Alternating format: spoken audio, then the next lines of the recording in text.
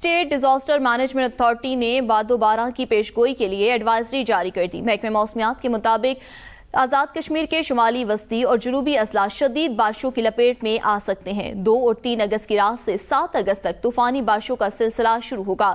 State disaster management authority نے باد و باران کی پیشگوئی کے لیے ایڈوائزری جاری کر دی۔ بارش سے آزاد کشمیر کے شمالی نیلم، مظفر آباد، جیلم ویلی، ہٹیاں بالا کے اضلاع متاثر ہونے کا اندیشہ ظاہر کیا گیا ہے۔ وسطی اضلاع باغ، پونچھ، سندھونی اور کوٹلی، جبکہ جموں ریجن کے جنوبی اضلاع میرپور اور بھمبر میں بھی طوفانی بارش متوقع ہے۔ شدید بارشوں سے مٹی کے تودے گرنے اور فلیش فلڈ کا بھی خطرہ ہے۔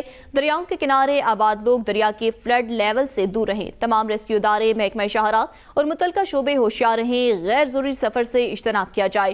سیاح علاقے میں سفر سے پہلے موسم کی صورتحال کے بارے میں معلومات حاصل کر کے سفر کریں۔